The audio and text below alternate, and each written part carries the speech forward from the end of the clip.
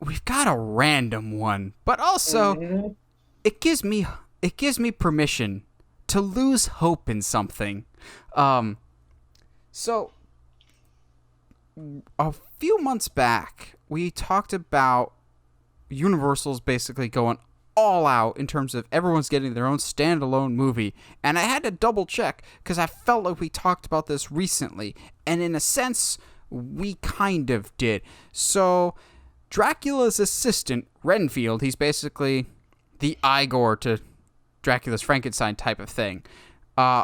Renfield is getting his own movie. However, when we talked about it last, it was going to be directed by Rocketman's Dexter Fleischer. And now, I didn't even realize we made a change, but it just happened a few hours before we started recording this, that now it's going to be the Lego Batman movies, Chris McKay directing Renfield. And I'm going, odd. One, didn't know Chris McKay has ever done any horror.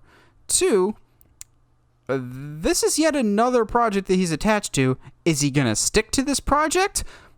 Because I'm still not over the fact that in 2017 he was announced to direct a Nightwing movie. Where the heck is that?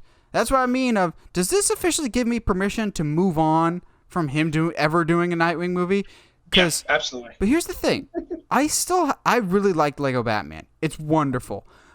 I'm starting to get some red flags with Chris McKay. Because Nightwing thing aside and my Nightwing bias aside, the same thing happened to Dungeons & Dragons. He left the Nightwing movie to do the Dungeons & Dragons movie that's set to go start filming in the next couple months. However, he's not doing that anymore. Either he left the project or he was fired off the project, and now the directors that did Game Night are doing Dungeons & Dragons instead. Now, he's got a movie coming out in the next couple months with Chris Pratt called The Tomorrow War, but other than that, so the Tomorrow War is basically, we're getting attacked by aliens, so we bring in different warriors from different time periods to all fight together, which I'm like, that's either the greatest premise or the worst premise, because why would people from the past be better warriors than like nowadays when we have, guns? But this is like some Mortal Kombat kind of stuff. Yeah. But I still hold on to, I loved Lego Batman so much. This gives me permission to move on emotionally and stop getting my hopes up for at least a Chris McKay directed Nightwing movie. I still think we might get a Nightwing movie on HBO Max, or better yet, Warner Brothers told him, hey, Matt Reeves might want to put Dick Grayson in his movies at some point, and we don't want to cross his dreams and confuse the audience. But getting back to the movie itself, nothing to do with the director. Renfield. Mm-hmm. Even in horror circles, the name Renfield doesn't immediately conjure something up. You have to go, Renfield. Oh, Dracula's assistant. It's not like when you say Igor, people know who that is because of Young Frankenstein, actually, because in the original movie it's Fritz, not Igor. But when you say that name, people at least know who that is. When you say Renfield, it kind of sounds like you're saying Ren Fair, and it's not interesting. I don't understand this. Like, we've got like 2 separate Dracula movies. This, to me, kind of seems a little like Universal stretching themselves too thin, but maybe not. Josh, you see this any different at all? I had to Google who Renfield was. Yeah, exactly. And that should just tell you enough. Like, if this is going to be like a movie about his perspective of what happens in Dracula, like, cool, I guess.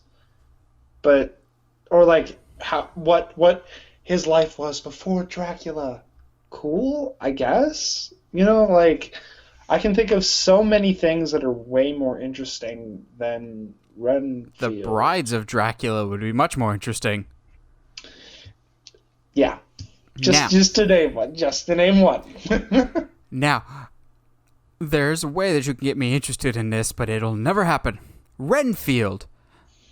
A vampire comedy directed by Taika Waititi.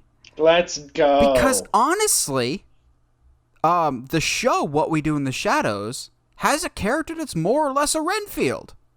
Of the guy that takes care of their day-to-day stuff. Mm-hmm. Like, that's how... And they did it well and humorously. Just do that. I don't know how you make that scary, because he's not really an intimidating or scary character.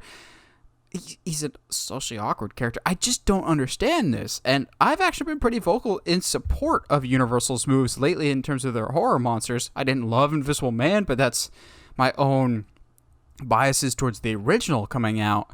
But they've seemed like they've been methodically planning their new movies, going, we don't need them to be connected, we just want good individual character stories. This seems like cash grab for the first time, but maybe we're wrong. Maybe they do have something mapped out here.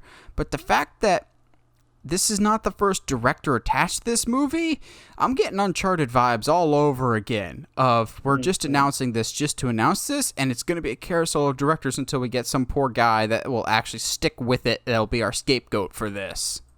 Yeah, that sounds about right. That sounds about right, unfortunately.